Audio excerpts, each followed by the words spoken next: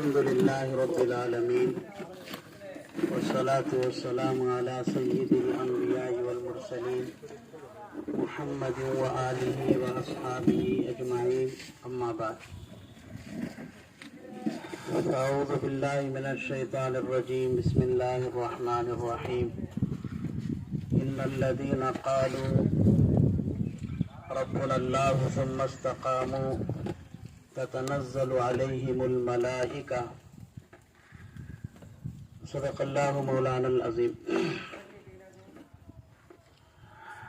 وقت بہت ہو گیا ہے اور اطلاع یہ ہے کہ آپ لوگ ناشتے کے بغیر بیٹھے ہیں، اس لیے وقت زیادہ نہیں لیا جائے گا. 15 سے 20 منٹ میں انشاءاللہ بات ختم کروں گا، اس لیے کہ یہاں پہنچنے کے لیے تقریباً 3:20 پر اٹھا، 1 گھنٹہ اپنے گاؤں کے بس اسٹینڈ پر انتظار کرا اور پھر جماعت کے نماز کی قربانی دینا پڑا. تو 15-20 منٹ کی تقریر پہ ہونا چاہیے. 2-3 ہے. اچھا، خوشخبری یہ ہے کہ آپ تمام حضرات کے لیے یہاں ناشتے کا ناشتے کا انتظام ہے. کھانا بولے تو شاید دوپہر تک بٹھاتے گا، سمجھا. ناشتے کا بھی انتظام ہے، ناشتہ کر کے جائیں گے. 2-3 باتیں اس سلسلے میں یہی. پہلی بات تو یہ ہے، جیسے مولانا بھی بولے، بچے مکالمے میں پیش کرے کہ بہت سارے لوگ 15 اگست اور 26 جنوری کے پروگرام کو دینی پروگرام نہیں سمجھتے. اس لیے بہت سارے ساتھیاں ایسے پروگرام میں جاتے ہی نہیں.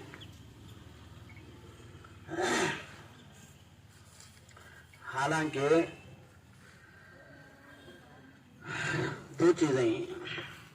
ایک تو ہے لوگوں کو دین کے قریب کرنا اور دین کے احکام پر عمل کرنے کی ترغیب دینا، اور دوسرا ہے جو لوگ دین پر چلنا چاہتے ہیں، چلتے ہیں، ان کے لیے جو رکاوٹیں پیدا ہوتی ہیں ان رکاوٹوں کو ختم کرنا. یہ 2 کام ہیں. اور اگر لوگوں کو دین کی دعوت نہیں دیے تب بھی گھاٹا ہے، اور دین کی دعوت دیتے رہے مگر دین پر عمل کرنے میں جو رکاوٹیں پیش آتی ہیں ان کو ختم کرنے کی کوشش نہیں کرے تب بھی گھاٹا ہے. اس لیے دونوں محنتیں ضروری. حضرت شیخ الہند محمود حسن دیوبندی رحمۃ اللہ علیہ کے 2 شاگرد تھے. ہزاروں شاگرد ان کے ہی، مایناز 2 شاگرد تھے.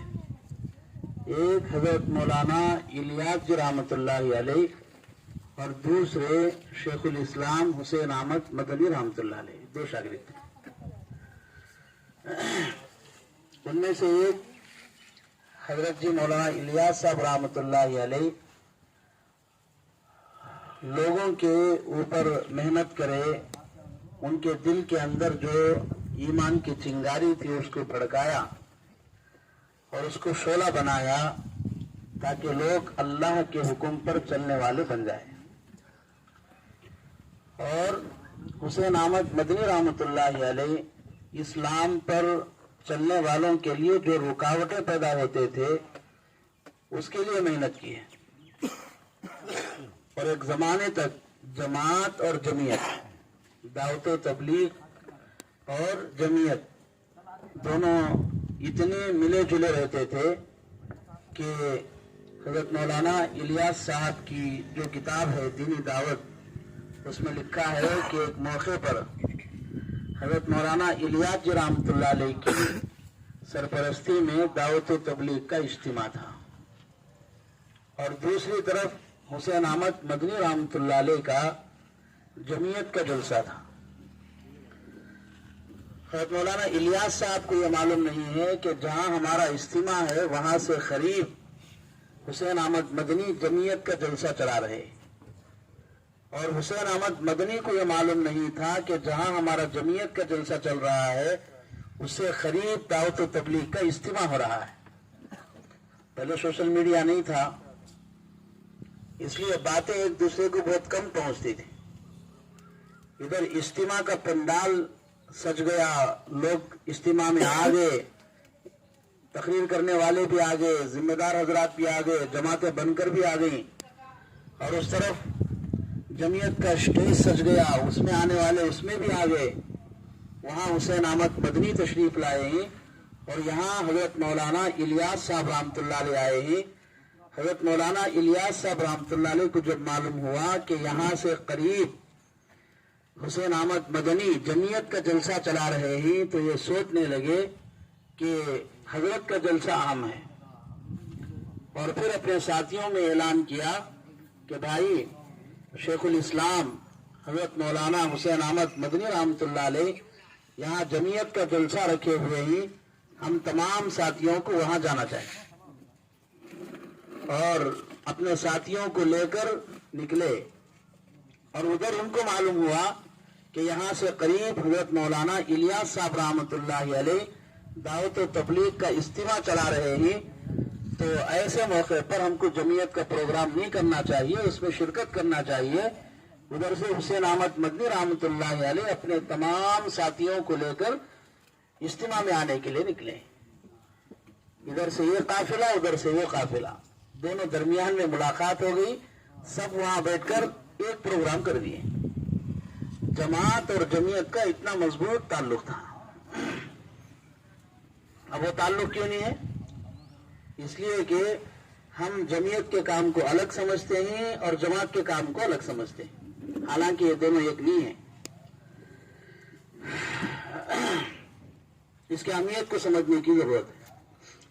दूसरी बात यह है कि ये प्रोग्राम, इसका जो उसूल है उसके उसूल के तहत करना चाहिए। पहले झंडा लहराना, फिर वहां जनगण मन या सारे जहां से अच्छा ये जो तराने हैं इसको पढ़ना चाहिए। फिर उसके बाद यहाँ हम बैठकर हिंदुस्तान की आज़ादी में जितने लोग कोशिश करे ही, मेहनत करे ही, अपने जानों का नजराना पेश किए ही, उनको सलामी पेश करने और उनको मुबारकबाद देने के लिए उनका तस्करा करना है। उनका तस्करा इसलिए करना है कि जो कौम अपनी माजी की तारीख से वाकिफ नहीं होती वो मुस्तकबिल में कभी कामयाब नहीं होती।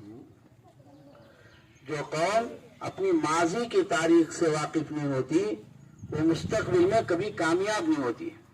इसलिए 15 अगस्त हो या 26 जनवरी हो, एक बेहतरीन मौका होता है। उसमें अपने बड़ों की, बुजुर्गों की, उलमा की कुर्बानियों को बयान करने, नई नस्ल को उनकी कुर्बानियों को सुनाने का बेहतरीन मौका होता है। तो ऐसे मौके पर हम खासकर मदारिस वाले और दीन की समझ बूझ रखने वाले इन मौकों को गफलत में नहीं गुजारना चाहिए।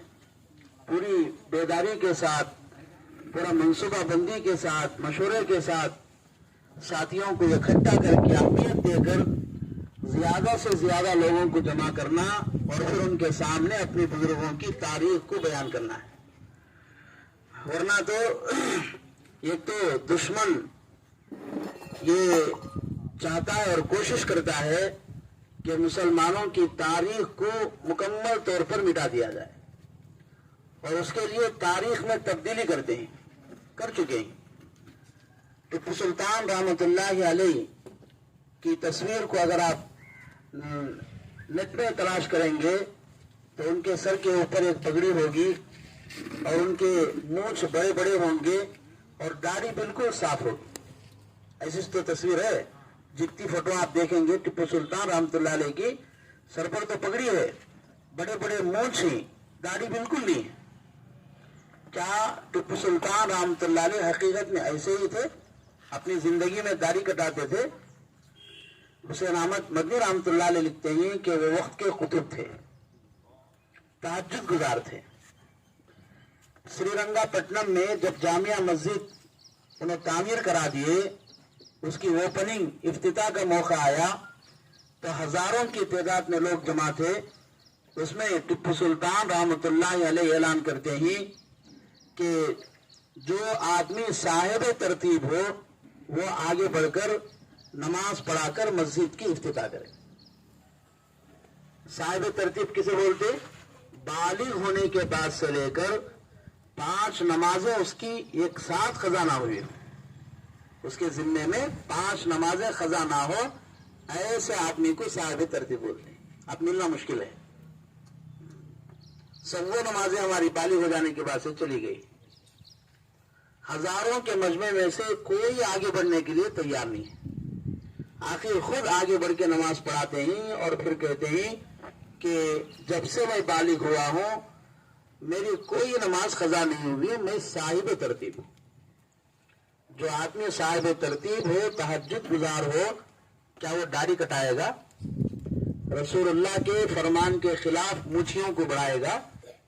تاریخ کو بدلنے کے لیے دشمن ان کی پہلے صورت کو بگاڑ دیے، باتیں ان کی سیرت کو بگاڑیں گے.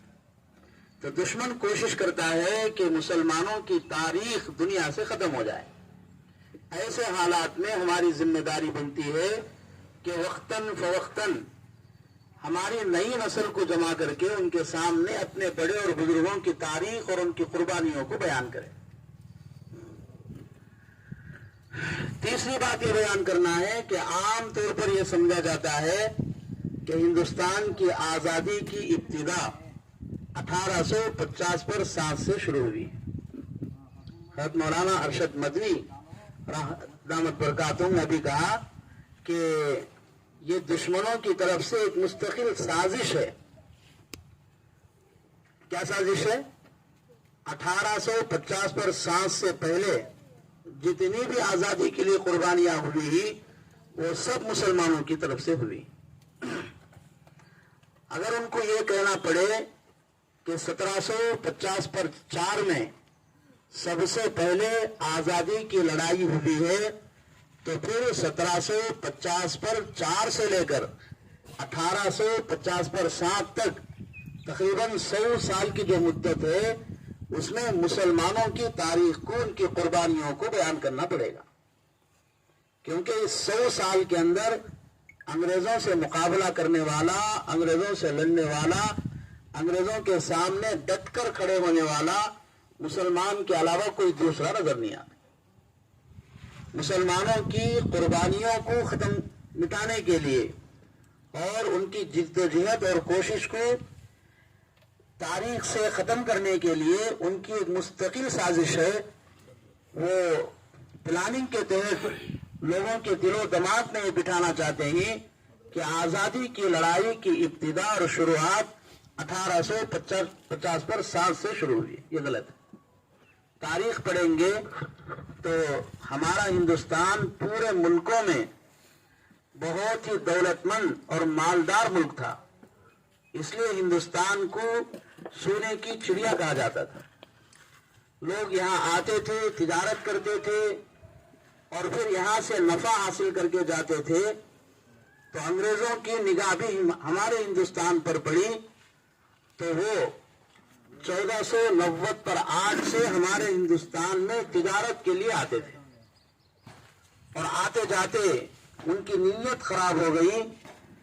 یہاں قبضہ کرنے کی کوشش شروع کر دیے اور پھر 1601 میں مستقل طور پر ہندوستان میں ان کی جماعت آئی اور پھر اس وقت کے بادشاہ شاہ جہاں تھے، ان سے زمین لیز پر لے کر گجرات میں ایسٹ انڈیا نام سے کمپنی شروع کر دی اور پھر اپنی تجارت کو بڑھاتے جاتے تھے اور دوسری طرف سے یہاں قبضہ کرنے کی بھی کوشش کرتے تھے.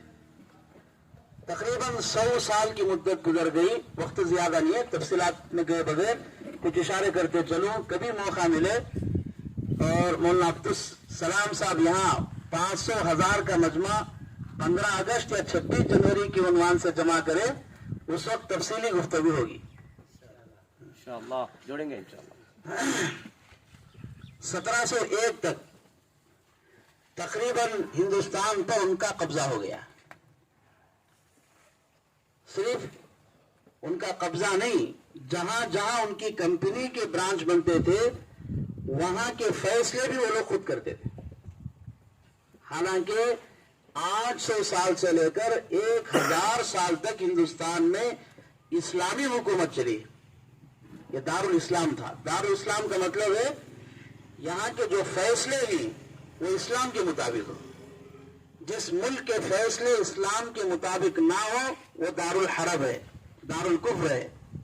اور جس ملک کے فیصلے اسلام کے قانون کے مطابق ہو وہ دارالاسلام. 800 سال سے لے کر 1000 سال تک اس ملک میں اسلامی قوانین نافذ تھے, مگر انگریز آ کر 100 سال میں ایسی محنت کرا کہ جہاں جہاں اس کی کمپنی کی برانچ بنتی تھی وہاں تجارت کے ساتھ ساتھ وہاں کے معاملے اپنے حکم کے مطابق چلاتا تھا. اس کو محسوس کرنے والے سب سے پہلے علی وردی خان جو سراج الدولہ کے نانا تھے, اس کا مقابلہ کیا یہاں تک کہ شہید ہو گئے. اس کے بعد 50 پر 7 میں ان کے سراج الدولہ وہ مقابلے میں آئے, مگر اپنوں کی غداری. میر جعفر اس کا ایک وزیر تھا, انگریزوں کے لالچ میں آ کر غداری کیا, اس کی بے وفائی کی وجہ سے سراج الدولہ بھی شہید ہو گئے. اور پھر 1780 پر 2 میں ٹیپو سلطان رحمۃ اللہ علیہ کے ابا جان حیدر علی وہ انگریزوں کے مقابلے میں آئے, ان سے جنگیں لڑی. ان کے بعد ٹیپو سلطان رحمۃ اللہ علیہ 90 پر 2 میں انگریزوں کا مقابلہ کیا. ٹیپو سلطان وہ تو ایک شیر جیسے آدمی تھے, اور جب تک وہ حیات تھے انگریز سمجھتا تھا کہ ہم ہندوستان پر قابض نہیں ہو سکتے. اور پھر وہاں بھی ایک غدار نکلا میر صادق, اس کی غداری اور بے وفائی کی وجہ سے 1790 پر 9 میں 4 تاریخ کو ان کو بھی یہ جملے کہتے ہوئے شہید ہونا پڑا کہ کتے کی 100 سالہ زندگی سے شیر کی 1 دن کی زندگی بہتر ہے. جس وقت ٹیپو سلطان رحمۃ اللہ علیہ شہید ہو گئے, تاریخ میں لکھا ہے کہ انگریز 3 دن تک ان کی نعش کے پاس جانے کے لیے بھی ڈرتا تھا. 3 دن گزر گئے, اب ان کی لاش پر جا کر یہ کہتا ہے کہ آج سے ہندوستان ہمارا ہے. اور پھر ان کی کوششیں بڑی. 1801 میں یہ پہنچتے پہنچتے دلی تک پہنچ گئے. اس وقت مغلیہ حکومت کے سب سے آخری بادشاہ بہادر شاہ ظفر تھے. ان کو چاروں طرف سے گھیر لیے اور پھر وہاں ان کے اوپر قبضہ جما لیے. مگر عوام کے اندر بیداری تھی.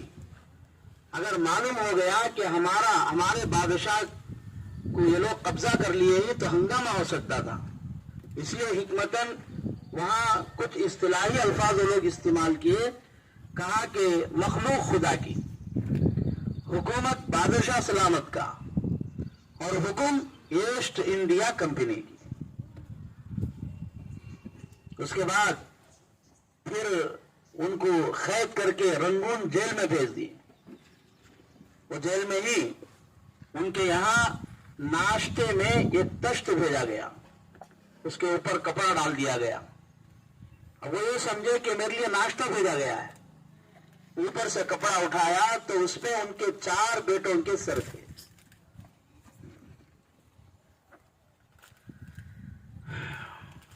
اس وقت حضرت شاہ عبدالعزیز محدث دہلوی رحمۃ اللہ علیہ دلی میں رہتے تھے. انہوں نے دیکھا کہ اب تو ہندوستان انگریزوں کے قبضے میں مکمل طور پر آیا ہے. ایک فتویٰ لکھا کہ اب ہندوستان دارالاسلام سے نکل کر دارالحرب, دارالکفر ہو گیا ہے. ہر مسلمان پر فرض ہے کہ وہ انگریزوں سے جہاد کرے اور ان کو ہمارے ملک سے بھگائے. اور وہ فتویٰ چھپ کر جگہ جگہ پھیلا. اور پھر حضرت شاہ عبدالعزیز محدث دہلوی رحمۃ اللہ علیہ اپنے 2 شاگردوں کو تیار کیا.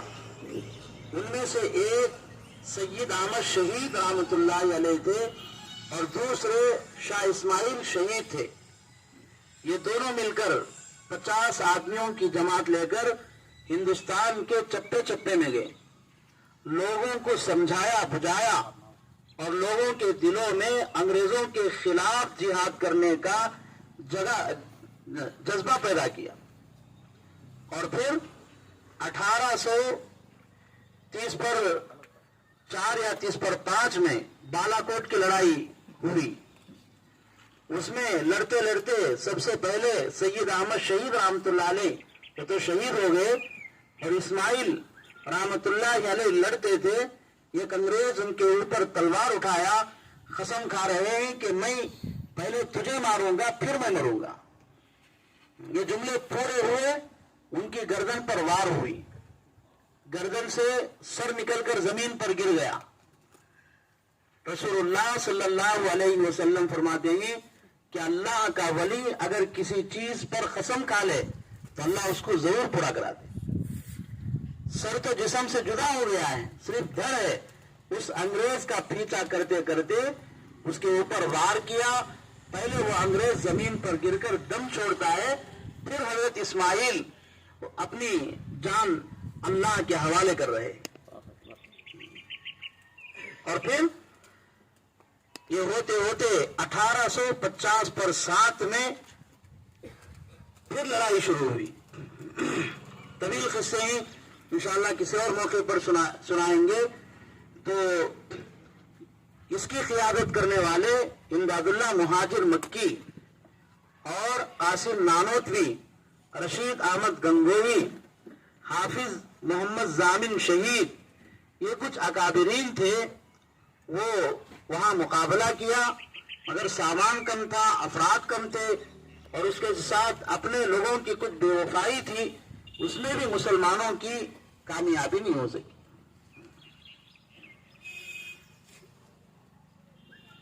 1850 पर 7 की लड़ाई के बाद बेशुमार मुसलमानों को, खासकर उलमा इकराम को तरह तरह की कुर्बानियां देनी पड़ी। चांदनी चौक से लेकर, अब भी आप जाएंगे दिल्ली, एक तरफ तो जामे मस्जिद है, उसके सामने लाल किला है, लाल किला के सामने चांदनी चौक है, तो वहां से लेकर पंजाब तक रास्ते के दोनों तरफ जो दरख्त थे, हर दरख्त के ऊपर किसी ना किसी मौलवी की लाश लटकती थी। एक अंग्रेज लिखता है कि उस जंग आजादी के मौके पर पाकिस्तान हमारे हिंदुस्तान के साथ मिला हुआ था। लाहौर की जामिया मस्जिद में फांसी के फंदे लटकाए हुए थे। हाथियों के ऊपर मौलवियों को बिठाकर वहां तक लाते और वो फांसी का फंदा उन मौलवियों के गले में डालते थे और हाथियों को चलता कर देते थे, और वो मौलवी फांसी के फंदे से लटक जाते थे, उनकी जुबान बाहर आ जाती थी। एक अंग्रेज लिखता है कि मैं अपने खीमे में क़ियामगाह में गया, मुझे जलने की बू आई। मैं बाहर जाकर देखता हूं कि लोग आग जलाए हुए ही, कुछ मौलवियों को वहां लाए ही, उनके कपड़े उतारे हुए ही, और उनसे कहते हैं कि तुम इतना कहो कि 1850 पर 7 की लड़ाई में हम शरीक नहीं थे, छोड़ देंगे वरना इसमें डाल दें। उनमें से कोई मौलवी इनकार करने के लिए तैयार नहीं, और उन मौलवियों को उठाकर उस जलते हुए आग में डाल दी। उस आग में उभने गए। वो अंग्रेज लिखता है कि उधर वो मौलवी जल रहे हैं और कुछ मौलवियों को लाकर यहां खड़ा करके उनको दिखाकर कहा जा रहा है कि तुम ये कहो कि 1850 पर 7 की लड़ाई में हम शरीक नहीं थे, तुमको छोड़ दिया जाएगा, वरना तुम्हारा भी यही हाल होगा। वो इनकार नहीं किए, कहा कि हम बराबर शरीक थे, उठाकर उनको भी डाल दिया गया। एक बहुत बड़े आलिम दीन थे अहमदुल्लाह मदरासी, वो पकड़े गए थे, उनको अदालत में पेश किया गया। जो जज था वो उन्हीं का शागिर्द था। उस्ताद को कटरे में देखकर खड़ा हो गया, कहा कि हजरत मुझे यहां जो बिठाया गया है वह आपको फांसी का हुक्म देने के लिए, खुदा के वास्ते आप सिर्फ इतना कहो कि मैं 1850 पर 7 की लड़ाई में शरीक नहीं था, आपको छोड़ दिया जाएगा, वरना तो मुझे यहां बिठाया ही आपके फांसी के हुक्म के लिए। शाह अहमदुल्लाह मद्रासी ने कहा कि अगर मैं जुबान बदलूंगा तो फिर मेरा ईमान बदल जाएगा। कहा कि मैं बराबर शरीक रहा, फांसी का हुक्म होता है।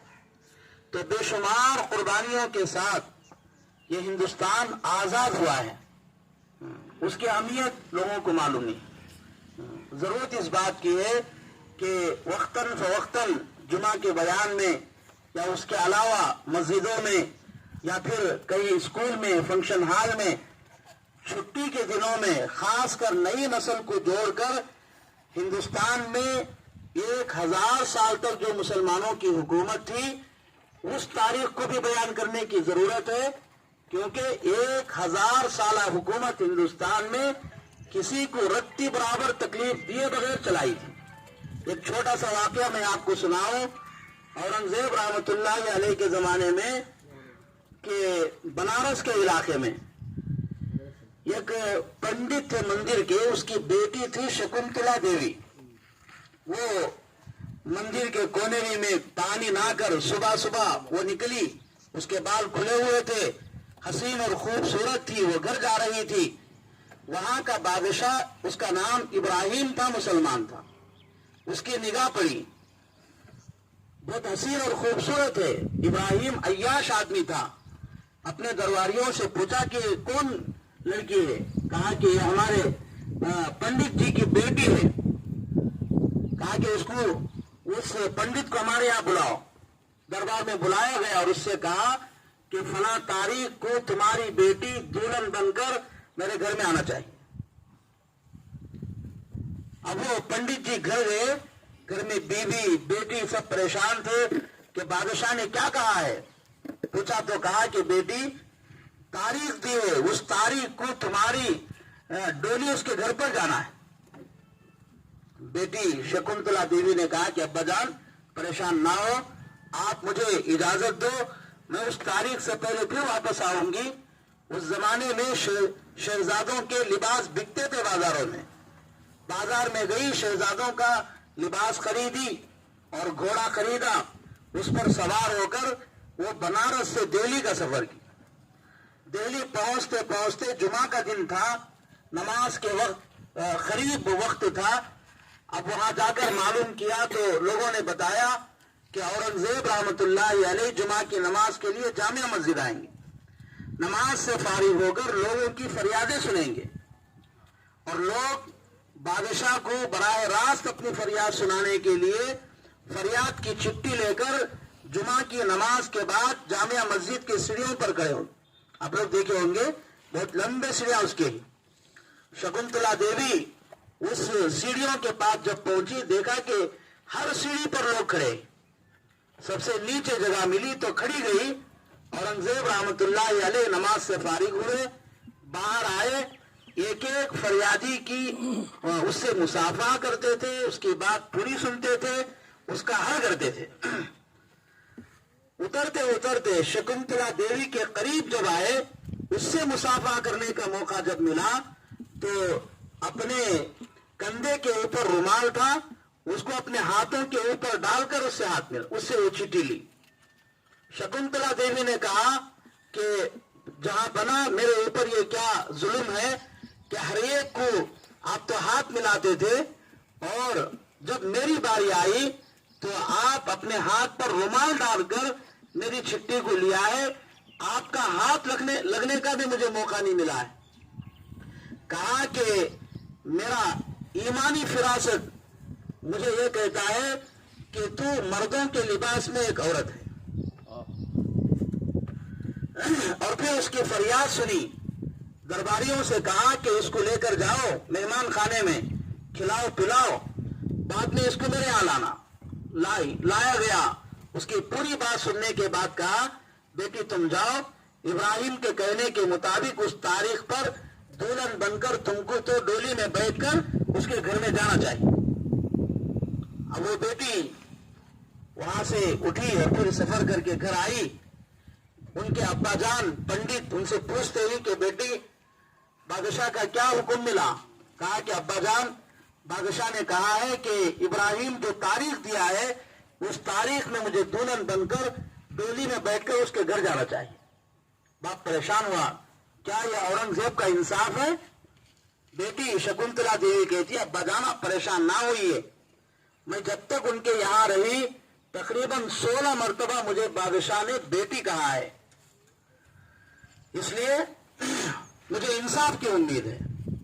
वो तारीख आई, दुल्हन बनकर डोली में बैठकर इब्राहिम के घर पहुंची, सहन में उतारा गया, बहुत पूरे इलाके के भिखारी वहां आए, खुशी में हर एक को खैरात देता गया और सब खत्म हुए तो डोली उठाना चाहा तो फटे पुराने कपड़े में ये चेहरे को ढका हुआ एक भिखारी आकर कहता है कि मुझे भी भीख दो। वो भीख दे रहा है, लेकर जाने के लिए तैयार नहीं, और फिर अपना वो जो निकाब था निकाले तो वो औरंगजेब रहमतुल्लाह अलैह कहा कि इब्राहिम तुझे यहाँ का गवर्नर इसलिए बनाया गया था कि लोगों की इज्जत आबरू, मगर तू इस ओहदे का गलत इस्तेमाल करके लोगों की इज्जत से खेल रहा है, तुझे दर्दनाक सजा होना चाहिए। फिर 2 पागल हाथियों को बुलाया, एक पैर इस हाथी से एक पैर इस हाथी से बांध दिया, दोनों हाथियों को दोनों तरफ